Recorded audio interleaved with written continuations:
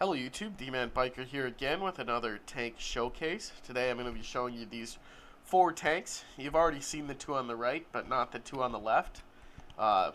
Basically what we have here is the 60-ton main battle tank, the M30A1. Then we have the 40-ton main battle tank, the M17A2. Then we have the 30-ton main battle tank, the M9. And then we have the 20-ton light tank, the M7. Essentially what these are template tanks. So if I want to make a 40-ton tank in the future, I want it to match relatively the specifications of this tank. Which that's what I'm referring to if I say whether or not something follows my spec. I'm referring to the specification I've written down. So if I want to make a 40-ton tank, I want it to have around 400 millimeters of frontal armor along the line of sight, which this tank has. It has to have at least a 100 millimeter cannon, and it has to carry around the same amount of ammunition as this tank, and it has similar mobility. Though this tank is kind of special because this tank is actually the fastest tank in this whole series, even though it's not the lightest, which is kind of strange, but it makes sense when you see it's bigger, so it can fit bigger engines, and that 40-ton weight limit is a lot more lenient on that, because this tank actually uses the same power plants as this 60-ton tank. But anyway, this tank goes about 50 miles an hour.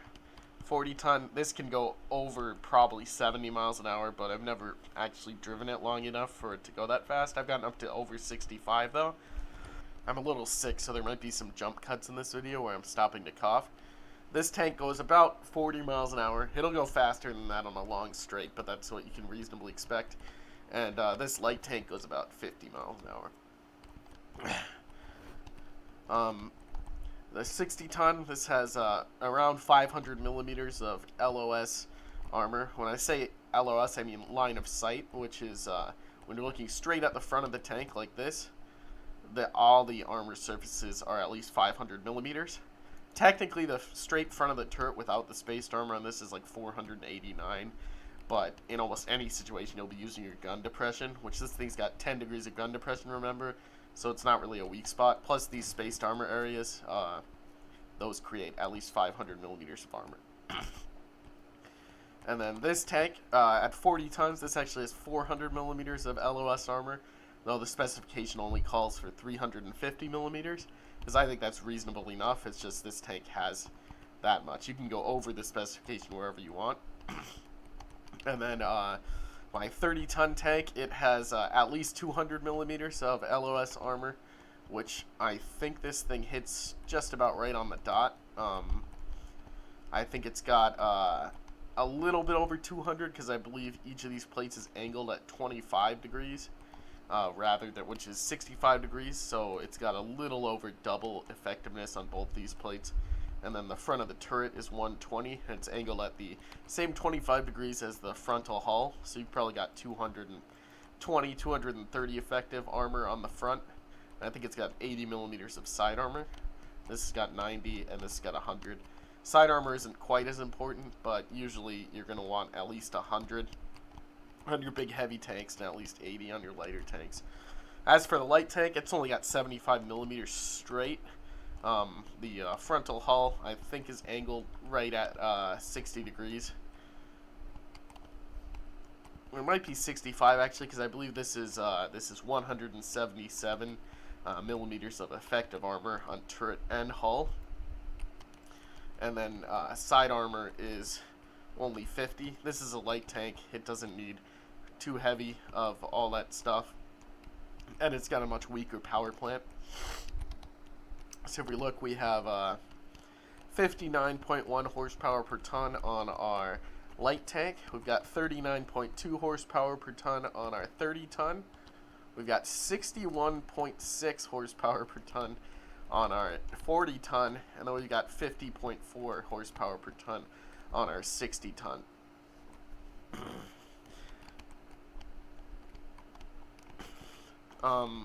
Basically, if we're looking at these here, let's get rid of a couple of these tanks really quick. Let's get rid of the 60-ton because I made a dedicated video on that. We'll get rid of the 40-ton because I made videos on that too. And let's just take a look at my 30 and 20-ton tanks. We've got the standard 5 road wheels on the 30-ton. The chassis is around the same size as the 40-ton I just deleted. Jump cut. This tank, however, only has 8 degrees of gun depression rather than 10 because of the shape of the turret and its location on the hull. It can't depress its gun more than 8 degrees over the front because the hull is in the way. However, this tank carries a huge amount of ammunition. You've got 29 ammunition in the front hull because the hull extends so far. And then you've got 6 more HE rounds in the turret, so you actually carry 35 rounds of ammunition. The M17 you saw here, which is one of my best tanks, I think it carries 24 rounds of ammunition, so the 30-ton actually carries more ammunition, which helps explain why it has less horsepower, because it's got V8s shoved in here instead of V12s. But you've got a full turret ring. Transmission is centrally mounted. It does not use the drivetrain style that the 60 and 40-ton use, where there's wheels inside here that are ball socketed to each wheel. Rather, this is attached directly to the wheels, because that saves on a lot of space, and it's just easier. And, you know, this is a lighter tank. It's not supposed to take as much abuse, so it's alright. And then if we look at my 20-ton, which this is technically not a main battle tank, but I made it around the same time, so I still kind of hold it in the same series. It's got a 75mm gun. It's got the standard 30 cal coaxial armament. We carry, I think it's 18 plus 6, so it's like 24 main gun round ammunition, which isn't enormous, but, you know, it's a lighter tank. It doesn't really matter. Plus, there is room in all these tanks to, like, I could put a whole bunch of ammo here too. I just didn't because it doesn't matter to me. All these tanks use a simpler cleft turret design where the gun will clip through this box into the turret, which there's still clearance in the turret. It's just an easier way to do it than on the M17 where I have the whole area here carved out. And they all have this covering on here, so if you don't know exactly what that looks like, this is what it looks like. I believe this tank has 8 degrees of gun depression like the 30-ton. See, this plate here pops up and allows the gun to depress its full value. We can show that on the 30-ton as well. Like that. It looks like this tank may actually have 10 degrees of gun depression, which is nice.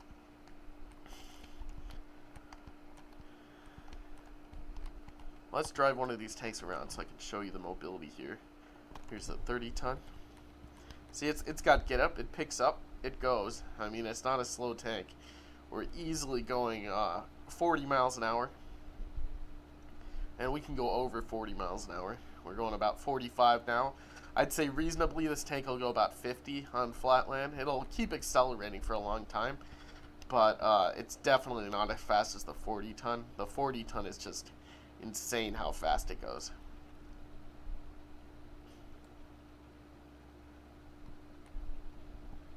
I have the volume very low in the game just so it's easier to hear my voice, because I know that was an issue in the last video. So there's that tank just driving a short distance, and then we can also take the light tank for a spin. The light tank has a much weaker power plant versus the that tank. The light tank is also not actually quite finished yet. It doesn't have the tracks on it or anything like that, but I figured I'd show it in the video anyway. See, we're easily hitting 50 miles an hour, about 84 kilometers an hour, which is plenty fast for a light tank. The 40-ton might be faster than these tanks, but these are still fast tanks. A lot of my old tanks, some of them could only go like 20 miles an hour, like max. And I apologize for using imperial units so much. I am an American, and usually I still say kilometers an hour, but I've gotten in the habit of saying miles an hour just because it makes it easier to fully get the scale in my mind because I'm used to using miles an hour when I'm driving my car and stuff like that.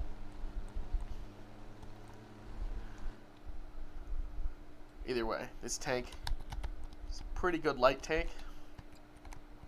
I think that's pretty much it for this video. There's not much else to say. I just thought I'd show off what I've been doing so far with these tanks, and hopefully there'll be some better content to come. Have a good one.